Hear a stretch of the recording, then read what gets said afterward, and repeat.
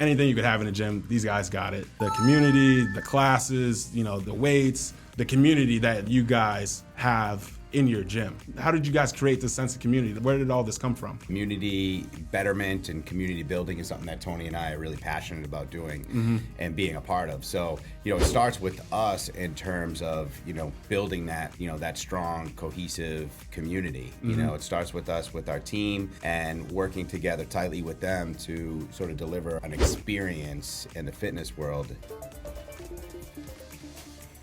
All right, we're back for another episode. We got some very, very special guests. I've been really, really excited to have these guys in here. You know, you talk about true pioneers, leaders in the community, guys that motivate, you know, a large community of people every single day. Man, there's just so much that I can say about these guys and the impact that they make on everyone's lives and what they do with their gym. Drive Custom Fit, both of the founders right here, Tony Hajjar and Jake Bosse. Welcome, guys. I'm glad to have you. Doing well. Thank you for having us, and thanks, you know, for bringing us on. We're excited to be here. Oh, absolutely. I mean, so really, like with our podcast, one of the things we like to focus on is just like let everyone just know your story. You know, especially people that are involved in the community. Everyone's always like, how did you get there? Like, what motivates you? A lot of times, they'll see the finished, you know, the polished product. But to get to know everyone a little bit deeper, how did all this start? Like that motivates a lot of people. And that's kind of like why we do this is, you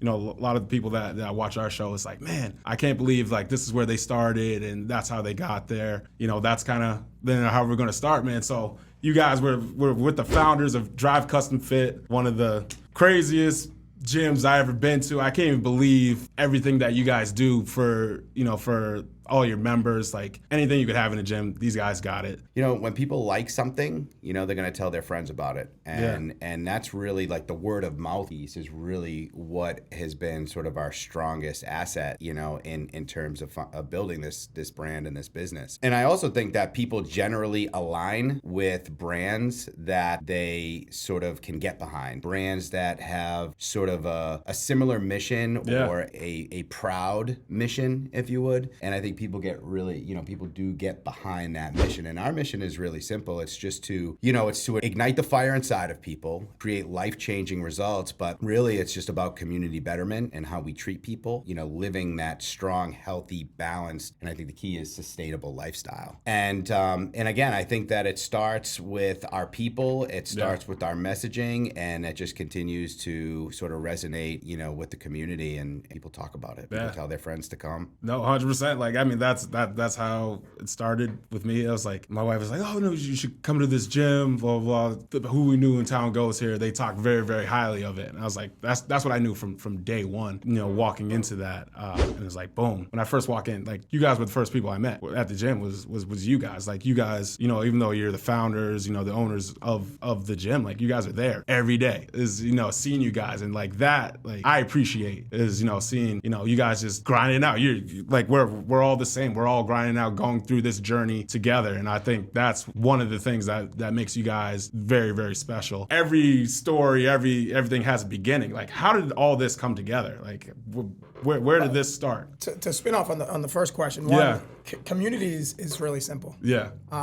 If you date back and you go back years, you know, our best memories usually come from sports of some sort. Yeah. Or whether you're a part of a team or you're in a league or whatever you were when you were younger. And community is established from that. You know, Drive really was creating an outlet for people. Now, this is someone that was a previous athlete or a non-athlete, because if you were a non-athlete, you wanted to be part of a team. So at Drive, if you come in at 5 a.m., it's the same people every single day at 5 a.m. It's the same people at 6 a.m. So initially, right away, you come connected. Yeah. Now, accountability happens organically by just showing up. You go to practice every single day with the same people. You are held accountable by the team. And that community creates itself because progression happens through just repetition. Yeah. And really going way, way back, it was just like, okay, let's create an outlet where these people can be part of something. It wasn't something that we had to force it. It was like, we want to make sure that we know who they are. They're going to do the same for the people that they're training with. I mean, they're going into war with each other, right? Yeah. At class and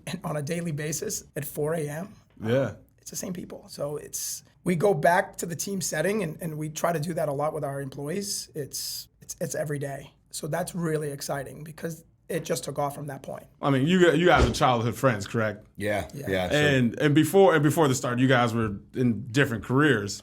Yes. So like, how did it happen? Were you like, yo, Jake, we're trying to open this gym, Tony? It's actually a great T, story. Like Jake let's just- do this. Jake Where did that start? Like, Jake just told the story the other day, perfect. Yeah. And there's no smoke and mirrors. I mean, it's Yeah. We played Little League together. Yeah. We grew up 2 blocks away in Lawrence, which, you know, that city, we're not here if it's not for that city, which is, it's an amazing, but I'll let Jake tell the story because we just went through this the other day and it's, I mean, it's real. Yeah, Lawrence is, you know, it's a fabric, and you know, there's a certain pride about being from that town and from that city. And you know, Tony and I grew up there, and you know, we were lucky to have grown up there. But we played baseball, Little League baseball together, and the Lorenz Park in Prospect Hill is a school there now. It's years later. You know, we reconnected probably in our mid-20s, early to mid-20s. Yeah. Family member of mine and a client of Tony's, actually. And we reconnected at Salisbury Beach at Beach Access 9 in our mid-20s. And I was in technology, Tony was in engineering, and we both bookended our day with fitness, yoga, fitness, athletic training. Yeah. You know, we were doing it early in the morning and then going to our sort of 9 to 5 and then doing it in the evenings. And that went on for some time. And, you know, we had talked about,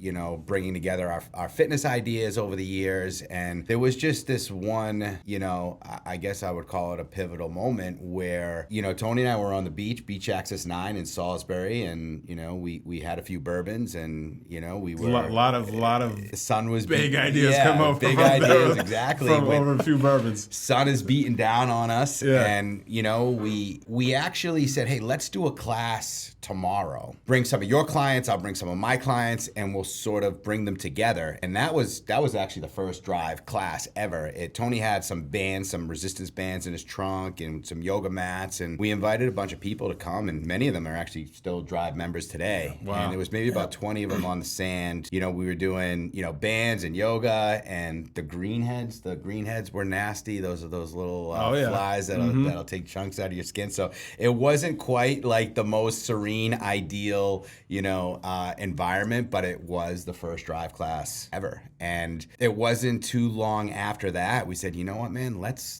do this. Let's quit our jobs and let's do it. So we quit our jobs in 2013. We started the first drive in Methuen, a small little 4,500 square foot facility in a 3rd floor of a medical building, but like in the rear with no sign. And people came. They came, and it wasn't like they came immediately. There was a lot of, you know, empty studio space. Sure, yeah. You know, when we were getting rolling. But, you know, over time, the walls started to, you know, get a little tighter, and the floor started to shake just a little bit. And we knew that it was time for us to take the next step. So in 2015, we wanted to relocate to a bigger facility. You know, Salem, New Hampshire was really like a great opportunity for us. We really liked the area. We also liked the idea of renovating, you know, an old Coca-Cola bottling factory on Route 28. It was a noticeable building. It was a sort of a iconic building that a lot of people knew of, and you know, had the brick building with the Coke bottles on the front. And we said, man, that would be it was vacant for a long time. That would be a great place for us to, you know, to put our concept in. We grew the space to about 12,000 square feet, and we were actually scared shitless of it because we're like, man, now we don't just have 2 small studios to fill. Now we have, you know, 3 small. So how many members did you have going from Methuen to 200. Yeah. Going to Salem? Okay. Yeah, 200 members from Methuen to Salem. Quickly grew, you know, probably by 2000. By the time we did our first expansion at the Coca-Cola bottling plant, 2017, we were definitely over 1,000 members in just over 24 months. So that just, you know, we knew that we had something. We knew like that the brand and the results were sort of changing, you know, people's lives in a really strong, positive way. That real sense of team building and community sort of really started to come to life and show. You know, and then fast forward to 2019, we were approached by Joe Farrow, and he said, hey, I'm building this village at the Rockingham Park, and I want you guys to be the fitness anchor of Tuscan Village. And it was a sort of a mind-blowing conversation. And we set it up. We got plans in place to do it, and certainly did it, but we did it through a very, very difficult time. Interesting time. Yeah. April 1st, we were scheduled to put the shovel in the ground of 2020, and on March 15th, 2020, we actually closed the business. So But yeah, we pushed through it and we built it, and here we are today with approaching 2,500 members. We've got an incredible team of motivated, passionate trainers and administrators and service and personnel that are they're extremely excited to come to work every day. They believe in the mission, and we love working with them every day, and that's really been a key component to the success of Drive is the team that we've cultivated over there. Yeah, no, that's incredible. So it just started. The boys were like, "Hey, let's do a class." Sure. So that first, when you guys were on the beach, like people liked it, obviously. Yeah, it was What was the next step? Like, was it just immediately let's open up a gym, like, or we were into it for years prior. Yeah, like so building clientele, and it was. At that point, yes, you run a class, and our concept wasn't seen before. Yeah. So what we were doing in that class, and then the programming, at that time I was coaching full-time at Merrimack College. Yeah. So it was like everything was based around preseason. You have a small window to get everyone in shape, and it was a lot of the concepts that still exist now are the same concepts that we had well back. When we opened, no one was doing group fitness. I mean, you had like Les Mills, you would do a body pump class, or no one was doing any kind of fitness where you had weights, you had movement, you had team, everything that was happening at Drive had to deal with somebody else. You were working along somebody else. In our minds, the concept was amazing.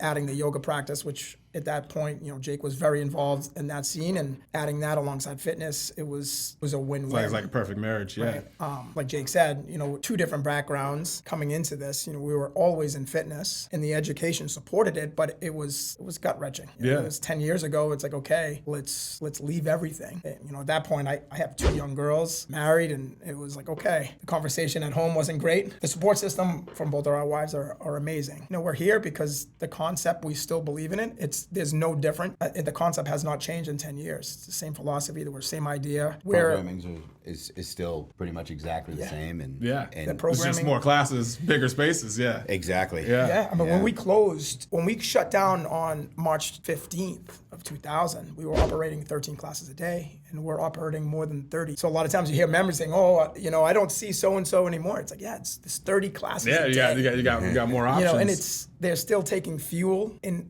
that lift studio, and they were taking that 10 years ago. Yeah. And the one thing I love about where we've come is we've never steered away from what we've been doing. Yeah. We're so passionate about the product, and we believe in the product. And I always say to people, it's like, how do you know the product works? I said, well, just look around. 100%. You have 800 people checking in a day. Just look around. The product tells itself. So it's pretty cool. Yeah, people, I think, they're starving for community, right? They want the hands-on. They want a coach. They want somebody to help them, find routine. I think routine is really one of the most beneficial aspects of the Drive programming. Is a lot of people struggle to find a routine. They struggle to get into a routine, and at Drive, we'll help you build that routine through whether it's 35 classes a day or, different elements and components of fitness, right? Whether it's muscle endurance or cardiovascular work or whatever the sort of the goal is for the individual. And most people just want to get moving, right? Most people just want to sweat it out, get the heart rate up,